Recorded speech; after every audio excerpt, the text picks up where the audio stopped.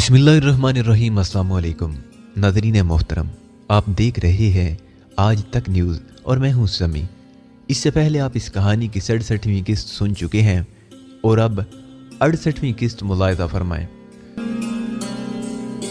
क्या चाहते हो? अगर कोई कबाब ना हो तो ये वक्त समंदरी सफर के लिए बेहद मौजू है। टहलते हुए चलेंगे, रास्ते में एक कार हमें पिक कर लेगी, मार्शल पर आपको मिल जाएगा। काफी पियोगे, देर हो जाएगी। वैसे जो हुक्म उसने कहा, मैंने एक लम्हे के लिए सोचा और फिर वेटर को बुलाकर बिल मंगवा लिया। बिल साइन करके मैं उसके साथ उठ गया। हम लोग थोड़ी देर स्विमिंग पूल पर रुके और फिर टहलने के अंदाज में आगे बढ़ गए। नौजवान ने कहा, मेरा नाम बिल साइमन है मिस्टर अली। 24 घंटे पूरे नहीं हुए, तुम बहुत जल्द आ गए मिस्टर। मैंने उसके साथ कदम बढ़ाते हुए कहा, उसकी एक वजह है। क्या? कल लूट मार का दिन है। मुमकिन है एक अजनबी की हैसियत से आपको परेशानी उठाना पड़ जाती।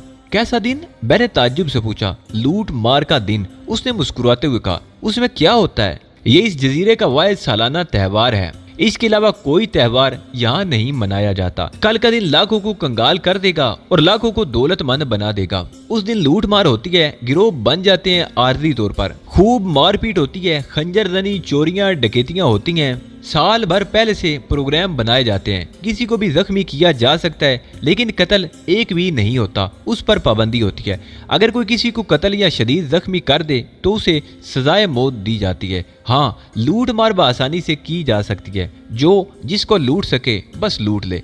और ये त्यौहार होता है? मैंने ताज्जुब से कहा। मुजरिमों के जजीरे में और क्या हो सकता है? उस दिन कोई जहाज साहिल पर नहीं होता, सब खुले समंदर में निकल जाते हैं। बड़ा अनोखा त्यौहार है, मैंने दिलचस्पी से कहा। हम बातें करते हुए काफी दूर निकल आए थे। फिर पीले रंग की एक लंबी कार हमारे नजदीक आकर रुक गई और ड्राइवर ने अकबी दरवाजा खोल दिया। आइए, उसने कहा और हम अंदर बैठ गए। मैंने भी उसकी तकलीद की। कार जल्दी से आगे बढ़ गई। रास्ते में हम खामोश रहे। थोड़ी देर के बाद कार साहिल पर जा रुकी। इतराफ में मछली की लंबाद फैली हुई थी। लोग मुख्तलिफ कामों में मसरूफ थे। सामने ही लकड़ी के एक आर्जी पुल के साथ सफेद रंग की बोट नजर आ रही थी, जिस पर दो आदमी खड़े हुए थे।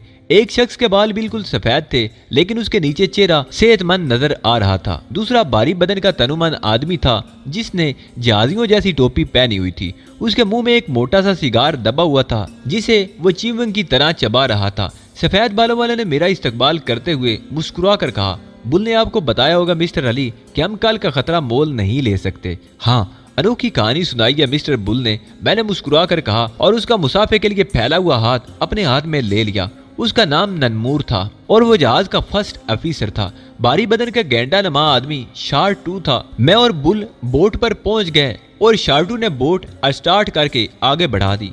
आपकी आमद से मुझे मुसर्रत हुई है मिस्टर अली। यकीनन मिस्टर केंट को भी आपसे मिलकर खुशी होगी, मूर ने कहा। शुक्रिया मिस्टर मूर, मैंने मुस्कुरा कर कहा। मैं जानता था कि केंट इस मिशन के लिए फर्स्ट ऑफिसर की हैसियत रखता था। जिन तस्वीरों की मुझे शनाख्त कराई गई थी उनमें मूर की तस्वीरें भी थी, लेकिन बुल या शार्टू इनमें मौजूद नहीं थे। ताम तारीना ने यह भी बताया था कि जिन लोगों की मुझे शनाख्त कराई गई है ये अहम लोग हैं। जैली लोगों का कोई जिक्र नहीं किया गया था। बोट का सफर 10 मिनट से ज्यादा का नहीं था। मैंने दूर से मार्शल को देख लिया। बहुत बड़ा जहाज था। बोट के जहाज से पहुंचने से कबल ही रस्सी की सीढ़ी लटका दी गई थी और फिर एक हुक भी लटका दिया, जिसके जरिए बोट जहाज से मुंसलिक हो गई।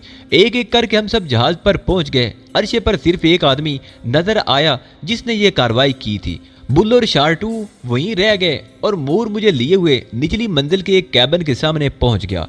आसपास दूसरे कैबिन भी नजर आ रहे थे। जहाज बहुत शानदार था और किसी 5 स्टार होटल के कमरे की तरह सजा हुआ था। बाथरूम अटैच्ड था और फर्नीचर शानदार था। ये आपकी क़यामगाह है। शुक्रिया मिस्टर मूर, मैंने कहा और मूर मुझे जरूरी मामलात समझाने लगा। आप आराम करें, बुल ने एक आदमी को आपके सामान के लिए मखसूस कर दिया है। मेरा ख्याल है उसे पहुंचने में ज्यादा देर नहीं लगेगी। और कोई जरूरत? मेरा ख्याल है यहाँ सब कुछ है। जेंस आपको असिस्ट करेगी। इस वक्त वो जहाज पर मौजूद नहीं। जो ही आई उसे आपके पास भेज दिया जाएगा। मैं इजाजत चाहता हूँ। मूर के जाने के बाद मैं इत्मीनान से एक आराम कुर्सी में दराज हो गया और उन मामलात के बारे में सोचने लगा। ये बड़ी एजाज की बात थी कि एक इतने बड़े मुल्क ने अपने ज़हीन तरीन लोगों को नज़रअंदाज करके मुझे इस काम के लिए मखसूस किया था। उसकी एक वजह यह भी हो सकती थी कि अब तक की नाकामियों के पेश नज़र उन्होंने किसी ऐसी आदमी को मुंतखब करने का फैसला किया हो जो मुजरिमों के लिए बिल्कुल अजनबी हो। कुछ भी सही, ये काम बहरहाल फ़लस्तीनी मफाद के हक में था। चुनाचे मुझे अपना फ़र्ज अंजाम देने में कोई हार नहीं था। काफ़ी देर गुजर गई, मैं अपने कैबिन में ही मौजूद था। फिर तजर्बे के तौर पर मैंने दीवार में लगी हुई बेल बजाई और छोटी सी कामत का एक नौजवान लड़का फौरन ही मेरे पास पहुंच गया। अंदर आकर उसने गर्दन खम की। काफ़ी चाहिए, मैंने कहा और खामोशी से वो किसी रोबोट की मानिंद बाहर निकल गया। ज्यादा देर नहीं गुजरी थी कि मेरे सामने काफ़ी के बर्तन सजा दिए गए जो नहायत नफीस थे। मैं काफ़ी पी रहा था कि दरवाजे पर हल्की सी दस्तक सुनाई दी और मैंने दस्तक देने वाले को अंदर आने की इजाज़त दे दी। अंदर दाखिल होने वाली एक खूबसूरत सी दुली सी शक्ल की लड़की थी। सफ़ेद सिगरेट और सफ़ेद ही ब्लाउज में मलबूस, गले में सफ़ेद मोतियों की माला पड़ी हुई और बाल नहायत सलीके से बंधे हुए और आंखों पर सुनहरे फ्रेम की ऐनक लगी हुई थी। उसे देखकर ज़हन को एक अजीब सी फर्द का एहसास होता था। सर, मेरा नाम जेंस है, उसने कहा। मुझे इल्म हुआ था कि आप कल तशरीफ ला रहे हैं, इसलिए मैं कुछ मामलात निपटाने में मसरूफ़ हो गई। अगर आपको मेरी गैर मौजूदगी की वजह से कोई तकलीफ उठाना पड़ी हो तो मैं उसके लिए मादरत चाहती हूँ। ओह नहीं जेनस, प्लीज़ आइए, मैंने कहा और वो मेरे सामने कुर्सी पर बैठ गई। मेरे फ़राइज़ में ये है जनाब कि मैं आपको तमाम मसरूफियात से आगाह करूँ। यूँ समझ लें कि मैं आपकी सेक्रेटरी हूँ और आपके तमाम मामलात के लिए वक्फ हूँ। आपकी शख्सियत बेहद दिलकश है मिस जेनस, मुझे आपके साथ काम करके खुशी होगी, मैंने कहा और फिर चौंक कर जेनस को देखने लगा, क्योंकि मैं अंदाज़ा लगाना चाहता था कि मेरे इस जुमले से वो किसी गलतफहमी का शिकार तो नहीं हो गई। मैंने तो बड़े सादा से लहजे में ये सब कुछ कहा था। उसके होंठों पर हल्की सी मुस्कुराहट फैली हुई थी। बेहद शुक्रिया मिस्टर अली यार खान, फरमाइए मुझे कब से अपनी जिम्मेदारियों का आगाज करना है? अभी से मिस जीनी, मैं आपसे थोड़ी सी मालूमात हासिल करना चाहता हूँ। जी फरमाइए, उसने सादगी और तमकीनत से कहा। मुझे जहाज़ के माहौल के बारे में बताइए। ये जहाज़ एक ऐसी कंपनी का है जो दूसरे तमाम मामलात के साथ साथ मुख्तलिफ कामों के लिए जहाज़ किराए पर भी मुहैया कर देती है। ताल्लुक इटली से है और इटली में ही इसका हेड क्वार्टर भी है। जहाज़ का कैप्टन इटालियन है, सख्त गियर और डिसिप्लिन का पाबंद। उसके अपने अमले के लोग कभी अपने मामलात से नहीं भटकते और दूसरों के मामलात में वो दखल नहीं देता। जहाज़ का फर्स्ट ऑफिसर हमारे अपने आदमियों में से है और उसे निहायत एहतियात के साथ यहाँ रखा गया है क्योंकि वो हमारे मफादात का निगरान है। क्या तुम्हारा ताल्लुक भी इसी मुल्क से है जिसका मामला हायल जोशु से है? जी हाँ, मैं वहीं से ताल्लुक रखती हूँ। तब तो आप बहुत ज़्यादा काबिल एतमाद हैं। यहाँ कम अज़ कम कितने अफराद मौजूद हैं जो आपके मुल्क से मुतल्लक हैं? तकरीबन 9 अफराद, लेकिन आपने लफ्ज़ मुतल्लक इस्तेमाल किया है इसलिए मैं उन्हें 9 कह रही हूँ। कुछ लोग ऐसे हैं जो सिर्फ हमारे काम से काम कर रहे हैं लेकिन उनका ताल्लुक हमारे मुल्क से नहीं है। जीनी ने जवाब दिया। क्या वो लोग कलीदी हैसियत रखते हैं? जी नहीं, सानवी हैसियत, उसने जवाब दिया। और मूर का ताल्लुक हमारे मुल्क से है। और मिस्टर कैंट भी हमारे ही आदमी है। आहिस्ता आहिस्ता आपको उन तमाम लोगों के बारे में तफसीलात मालूम हो जाएंगी। ठीक है मिस जीनी, बाकी मामलात वक्त के साथ साथ रहेंगे। बदकिस्मती से मेरे पास काफ़ी के एक और प्याली नहीं, वरना मैं आपको काफ़ी की पेशकश करता। नहीं जनाब, ये कोई ऐसी बात नहीं है, मैं इस वक्त काफ़ी पीना भी नहीं चाहती, उसने कहा। अब आपकी मसरूफियात क्या रहेंगी? क्या आप मुझे इस सिलसिले में तफसीलात नोट कराएंगे? हाँ, मैं चाहता हूँ कि रात को काम के लोगों के साथ एक मीटिंग हो जाए और उस मीटिंग में हम अपने आइंदा प्रोग्राम का तयन कर लें। बेहतर, आपकी हदायत के मुताबिक ये मीटिंग तरतीब दे लेती हूँ और तमाम लोगों को इतलात फराम कर देती हूँ। ठीक है जीनी, आप ये काम कर लीजिए। इससे पहले मैं कुछ और नहीं करना चाहता, मैंने कहा। अगर आप चाहें तो यहाँ कैबिन में वक्त गुजारने की बजाय जहाज की सैर कर लें। मेरा मकसद है यहाँ के माहौल का थोड़ा बहुत अंदाजा आपको हो जाएगा। अच्छा मशवरा है, लेकिन क्या आप इस दौरान मेरे साथ नहीं होंगी मिस जीनी? अगर आपका हुक्म हो तो मैं हाजिर हूँ, उसने कहा। नहीं, बेहतर ये होगा कि आप अपना काम करें, मैंने कहा। दरअसल मैं उस तासर को कम करना चाहता था जो मेरे तारीफी अल्फाज ने उसके ज़हन में पैदा कर दिया होगा और मुमकिन है वो ये सोच रही हो कि उससे मुतासिर होकर मैं ज़्यादा से ज़्यादा वक्त उसके साथ गुजारने का ख्वाहिशमंद हूँ। चुनाचे जीनी चली गई। उसके जाने के बाद थोड़ी देर तक मैं बैठा हालात पर गौर करता रहा और फिर बाहर निकल आया। मैंने जहाज का जायजा लिया, निचली मंजिल देखी और फिर अर्श पर आ गया। लोग मामूल के मुताबिक कामों में मसरूफ थे। मैंने महसूस किया कि कोई किसी की तरफ तवज्जो नहीं देता, सबको अपने मामलात से गर्ज है। वैसे जहाज तक मुख्तलिफ निशान की मोटर बोट्स आती थी और लोग उनके जरिए आते जाते नजर आ रहे थे। कई मुल्कों के लोगों का इज्तिमा था इस जहाज पर। मैंने सोचा कि आहिस्ता आहिस्ता यहाँ के हालात से वाकिफ होने के बाद मैं कुछ लोगों से रब्ता भी बढ़ाऊंगा, बशर्तिया कि मुझे इसका मौका मिले।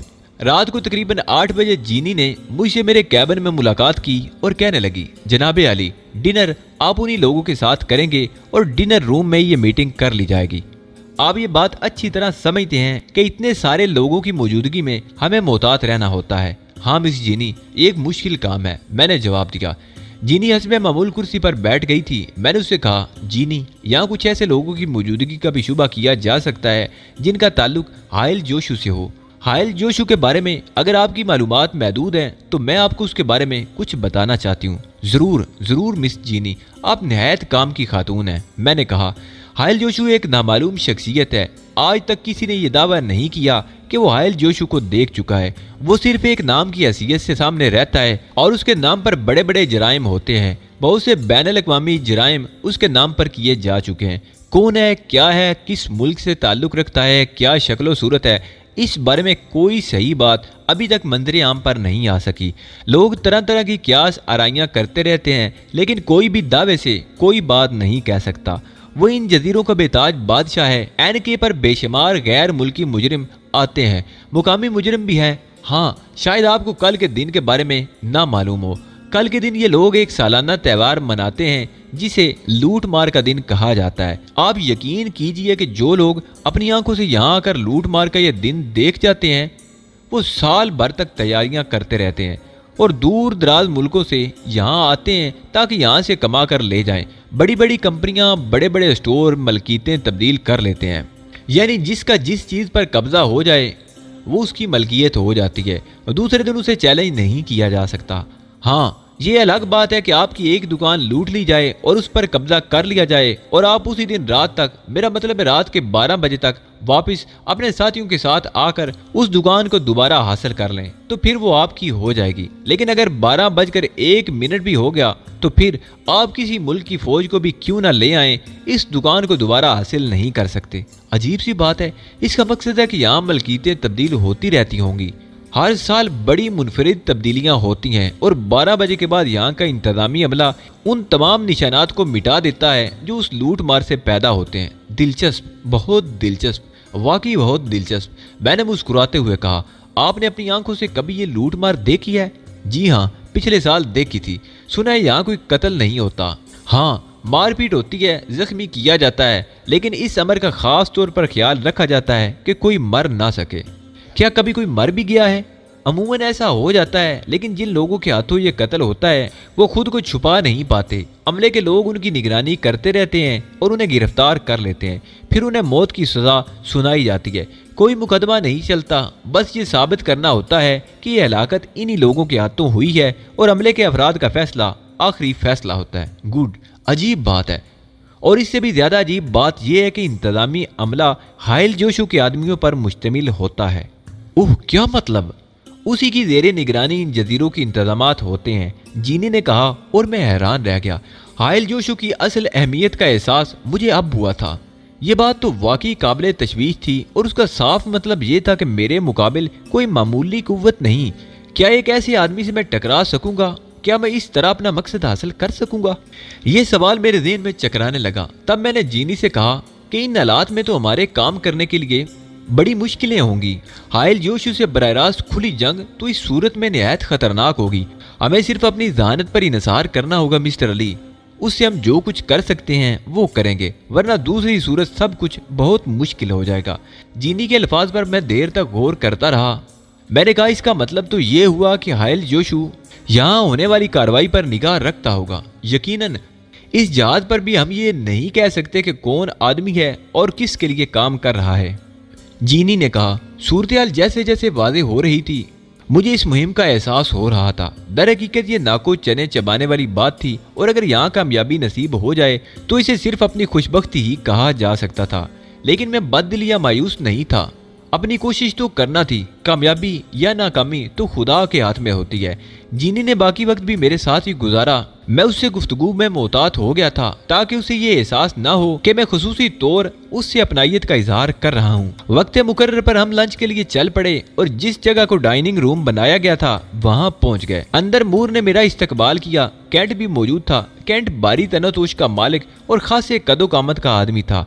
चेहरे पर फ्रेंच स्टाइल की दाढ़ी और सफेद मूंछें थी। उम्र का सही अंदाजा नहीं हो पाता था।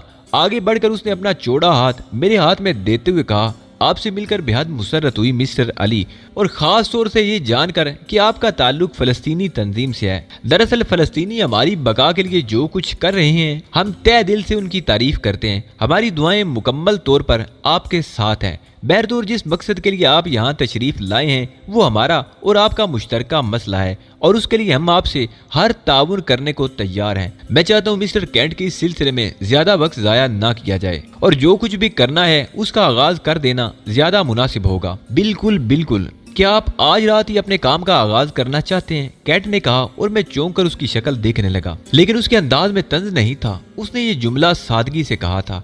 रात के वक्त तो ये सब कुछ मुमकिन या मुनासिब नहीं होगा, लेकिन सुबह नाश्ते के बाद मैं अपनी इस मुहिम का आगाज कर दूंगा। मैंने कहा, मैं इस सिलसिले में हर ताउन के लिए तैयार हूँ। आइए पहले खाना खाया जाए और उसके बाद हम इस मौजू पर मजीद गुफ्तगू करेंगे। पुरतकल्लुफ खाने का एहतमाम किया गया था। इसमें मोर कैंट, एक दराज कामत खूबसूरत औरत जिसे कैंट की बीवी की हैसियत से रोशनास कराया गया था। इसके अलावा 2 अफराद और थे जिनसे मेरा तारुफ हो गया था। ये सब इन मामलात में शरीक थे।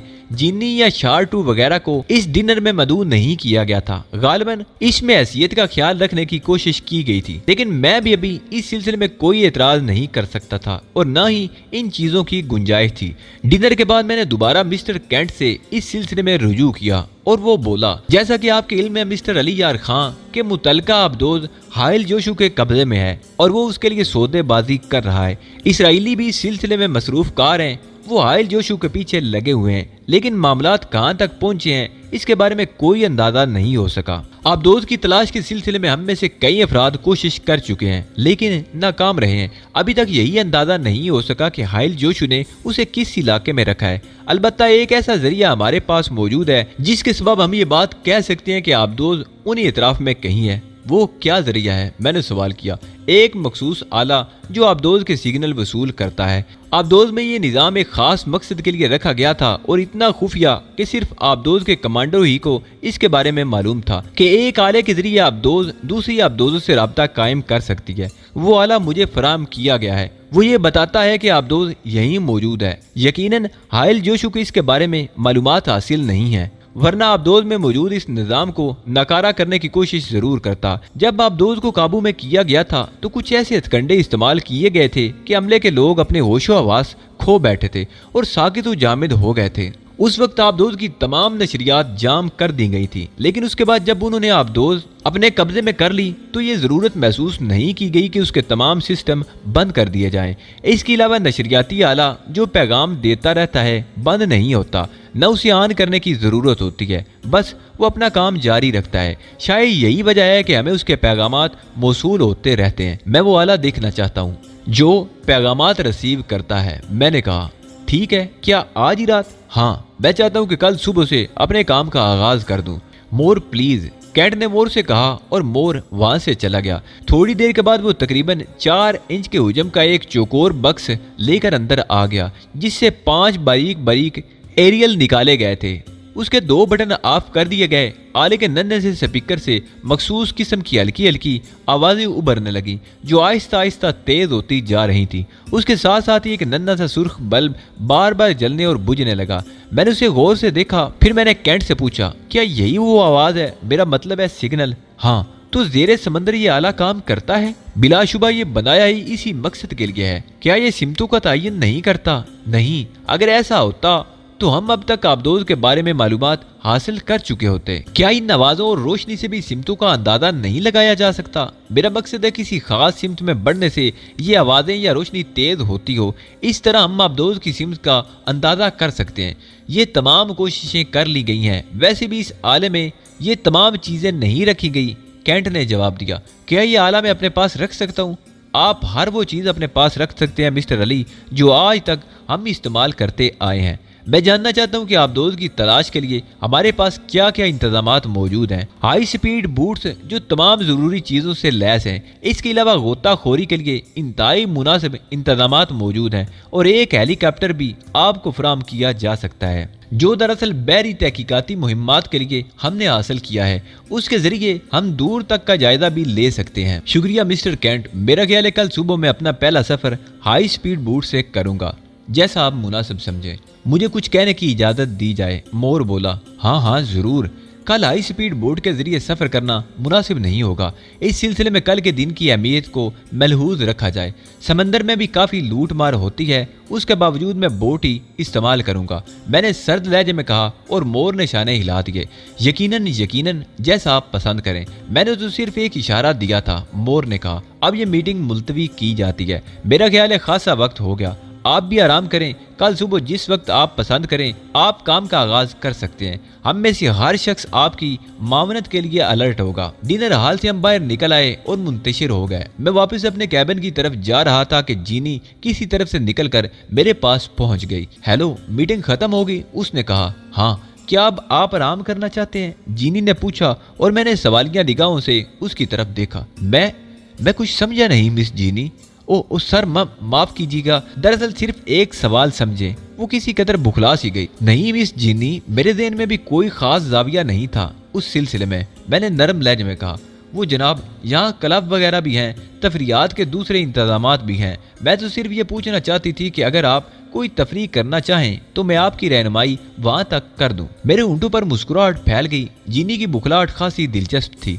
चंद लम्हात सोचते रहने के बाद मैंने कहा, कम अज कम आपके साथ उन जगहों को जरूर देखूंगा मिस जीनी, उसके बाद आराम करूंगा। ज्यादा वक्त किसी होटल या तफरीह की जगह गुजारना मेरे लिए मुमकिन नहीं, क्योंकि मुमकिन है कल सुबह से मैं अपने काम का आगाज कर दूं। तो फिर लिबास वगैरह तो नहीं तब्दील करना आपको? अगर आप जरूरत महसूस करती हैं तो बता दीजिए, मैंने हंसते हुए कहा। जीनी एक बार फिर बुखला कर रह गई, फिर जल्दी से बोली, मेरा ख्याल है नहायत मुनासिब और मौजूद लिबास है आपके बदन पर, तशरीफ लाइए। मैं मुस्कुराता हुआ उसके साथ चल पड़ा। लड़की की इन बुखलाहटों में शराफत नुमायां थी और मुझे यकीन था कि वो ऐसी ही फितरत की मालिक है। चेहरे बाज़-औक़ात झूठ बोलते हैं लेकिन आंखें कभी झूठ नहीं बोलती, और उसकी आंखों में शर्म का थोड़ा सा अंतर बाकी था। जो कुछ कहती थी बेतकान कह जाती थी, लेकिन बाद में ये एहसास उसे हो जाता था कि गलत बोल गई है। ऐसी लड़की मेरे लिए काबिल कबूल थी, क्योंकि वो किसी तौर मेरे लिए अजाब नहीं बन सकती थी। मैं जीनी के साथ आगे बढ़ गया और थोड़ी देर के बाद हम क्लब के दरवाजे से अंदर दाखिल हो रहे थे। क्लब मेरी तवक्कुआत के मुताबिक था। उस शानदार जहाज पर मौजूद क्लब इतना ही खूबसूरत हो सकता था। वहाँ की फिजा में बड़ा इंतशार था। लोग अपने अपने तौर पर तफरीहात में मशगूल थे। मशरूबात की ट्रालियां इधर से उधर गर्दिश कर रही थी। एक तरफ आर्केस्ट्रा मौसीकी बिखेर रहा था, डांसिंग फ्लोर भी नजर आ रहा था जहां अभी प्रोग्राम का आगाज नहीं हुआ था। जीनी मुझे लिए हुए एक कोने की मेज की जानिब बढ़ गई और हम दोनों बैठ गए। यूं महसूस होता है जैसे जहाज पर मौजूद तमाम लोग इस तरफ निकल आए हों। मैंने कहा, नहीं जनाब, तमाम लोग नहीं, ये तो कुल तादाद का 20वां हिस्सा भी नहीं है। आपने जायजा ले लिया होगा कि बहुत वसी व अरीज जहाज है, बेशुमार लोग यहाँ मौजूद हैं। आप देखिए ना, इनमें जगह जगह लोग नजर आते हैं। हाँ, इसके अलावा भी कोई और तफरीगाह है? मैंने उससे सवाल किया। जी हाँ, क्यों नहीं, अर्शे पर भी एक ओपन एयर रेस्टोरेंट है और वहीं एक जुआ खाना भी है। खासे लोग होंगे वहाँ इस वक्त। क्या आप यहाँ बैठना मुनासिब नहीं ख्याल कर रहे? नहीं, फिलहाल यही जगह मुनासिब है, मैंने कहा, और जीनी ने गर्दन हिला दी। हमने वहाँ बैठकर एक मशरूब पिया और उसके बाद वहाँ से उठ गए। जीनी मुझे मेरे कैबिन तक छोड़ने आई थी। उसने दरवाजे पर खड़े होकर पूछा, सुबह को किस वक्त हाजिर हो जाऊं जनाब? जीनी, मैं सुबह को बोट के जरिए थोड़ी सी मटर गश्त के लिए जाऊंगा। बेहतर यह है कि तुम सुबह मुझसे ना मिलो, वापस आने के बाद ही तुमसे मुलाकात होगी। जो हुक्म, उसने कहा और वापसी के लिए मुड़ गई। मैंने अंदर दाखिल होकर दरवाजा बंद कर लिया था। दूसरे दिन तकरीबन 5:30 बजे ही आंख खुल गई। वजह कुछ नहीं थी, मेरे ज़हन पर आज की मुहिम सवार थी और मैं सोच रहा था कि अपनी मुहिम का आगाज शानदार तरीके से करूं। 6 बजे मैं कैबिन से बाहर निकल आया, पूरी तरह तैयार था। टहलता हुआ अर्शे पर आया और सबसे पहले शार-2 से मुलाकात हो गई। वो रेलिंग पर टिका समंदर की लहरों को देख रहा था। मेरे कदमों की चाप पर उसने चौंक कर मुझे देखा और फिर मुस्कुरा कर बोला, ओह सर, आप बहुत जल्दी उठ गए।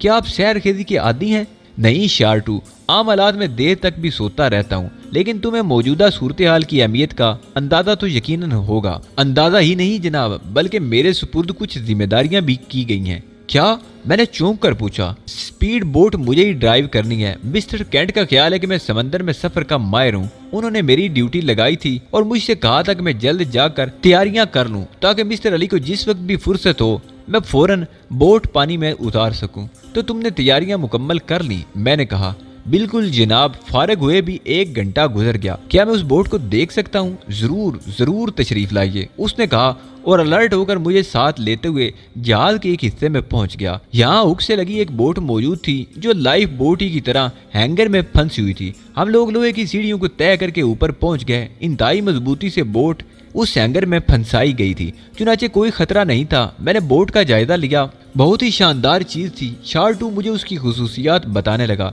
जरूरत पड़ने पर इस बोट को ऊपर से बंद भी किया जा सकता था और समंदर में तकरीबन 6 फीट नीचे उतारा जा सकता था, लेकिन ऐसा सिर्फ चंद लम्हात के लिए ही किया जा सकता था। उसके बाद इसे सतह पर लाना जरूरी था। सिर्फ उसके इंजन की कुव्वत थी कि वो पानी के नीचे भी थोड़ी देर तक चल सकती थी, लेकिन ऑक्सीजन वगैरह का इसमें कोई बंदोबस्त नहीं था और ना ही ऐसे इंतजामात थे कि वो आबदोज की शक्ल में तब्दील हो सकती।